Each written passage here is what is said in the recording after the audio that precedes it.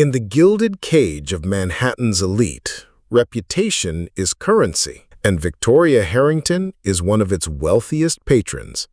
At the exclusive restaurant Lair, her word is law.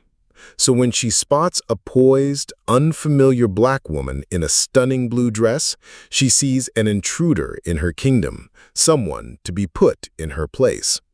A sharp, public slap is meant to be the final, humiliating lesson. But Victoria's cruelty has targeted the wrong woman. Alicia Carter is not an outsider. She is the quiet, powerful heart of the very empire that owns the ground Victoria stands on. In the ringing silence that follows, a single truth begins to unravel.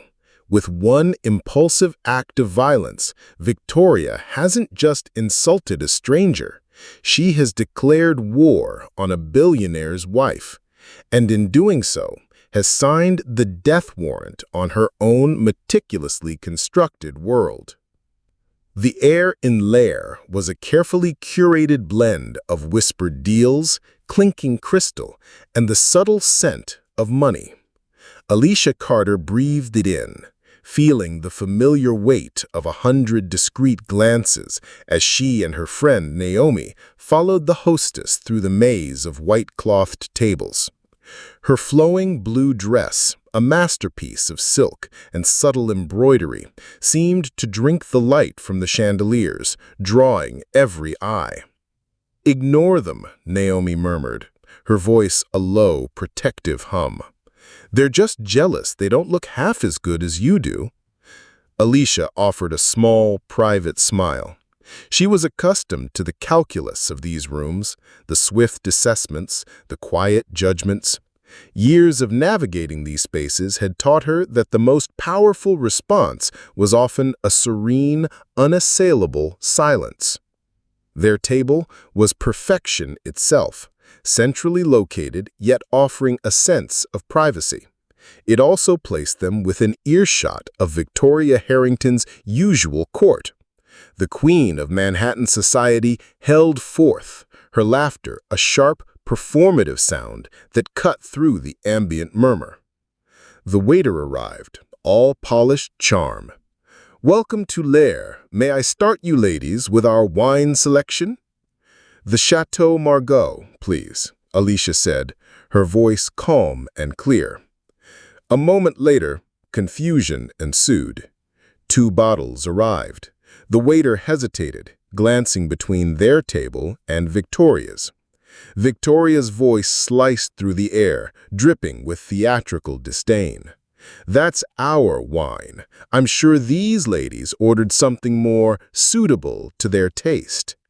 The correction was swift, but Victoria was not finished. Her voice rose, a weapon meant to wound. "It's getting impossible to enjoy a proper dinner these days. People just don't know their place anymore." Alicia kept her eyes on her menu, her expression a placid lake. But Naomi's spine straightened.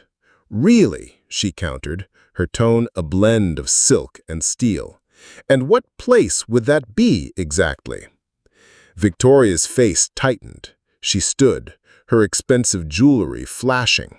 "Isn't it obvious? This isn't some common diner. You can't just walk in here wearing a fancy dress and pretend you belong.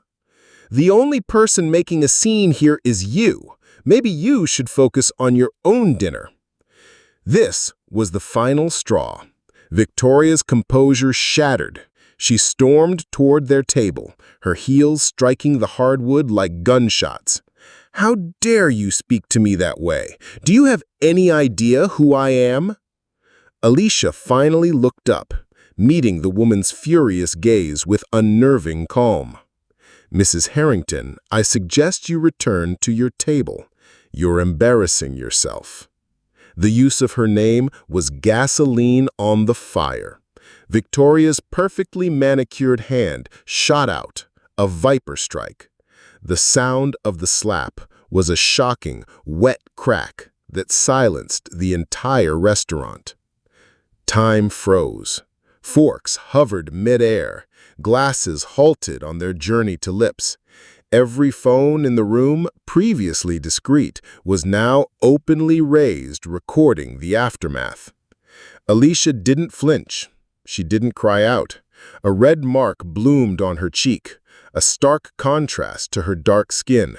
But her posture remained ramrod straight, her dignity an impenetrable fortress.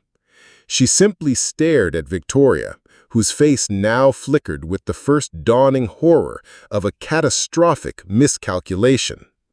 Her Naomi half rose, fury incarnate, but a gentle touch from Alicia stayed her. Wait. The maitre d', Marcus, rushed over, pale and stammering.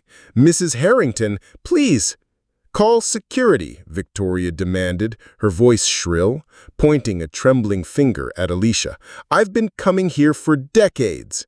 "Ma'am," a young waiter interjected, his voice shaking, "you don't understand. That's Mrs. Carter." "Carter," Victoria sneered, trying to reclaim her slipping superiority. "Am I supposed to know that name?"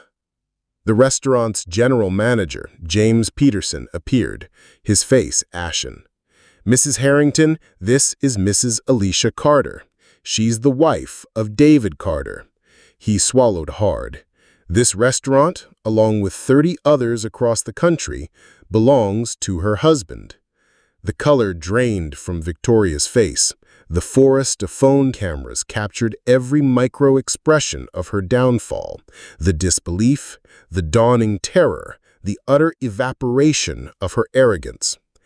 I didn't know," she stammered, backing away as if from a ghost. "Or that I could afford to be here?"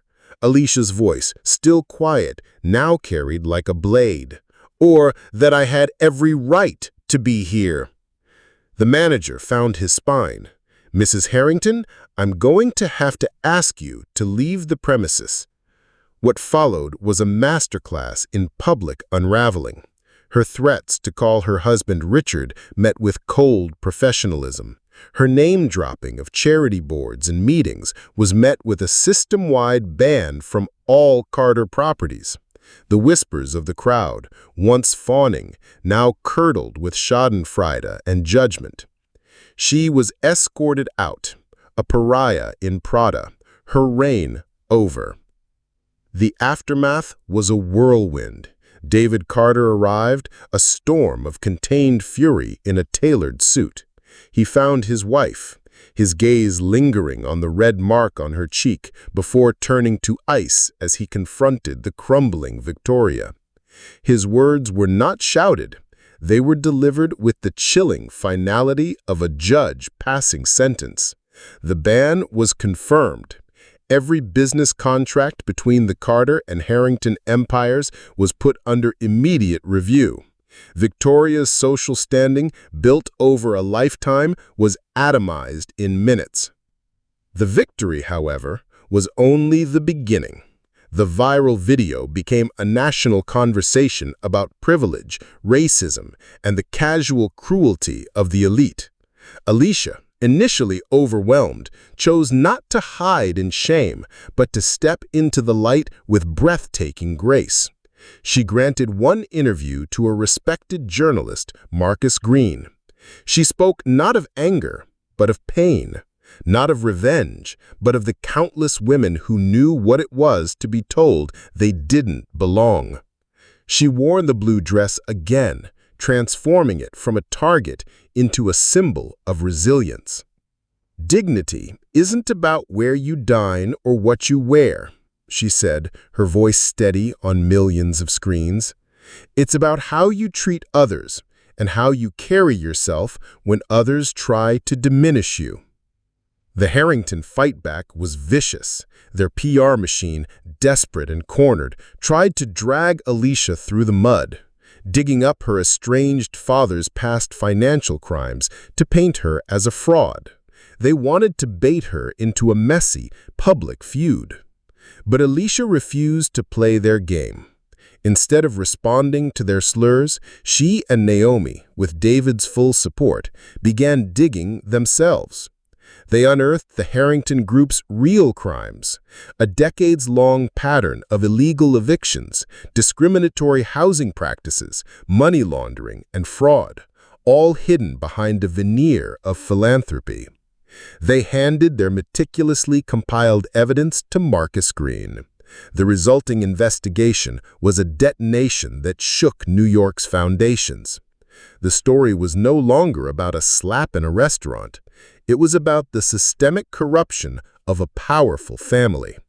Tenants like elderly Mrs. Chen, illegally evicted from her home of 30 years, became the human face of the Harringtons' greed. Richard Harrington's spectacular meltdown in court, where he was finally charged, was the final nail in his coffin. His arrest, broadcast live, was a satisfying end to his reign. The Harrington empire crumbled.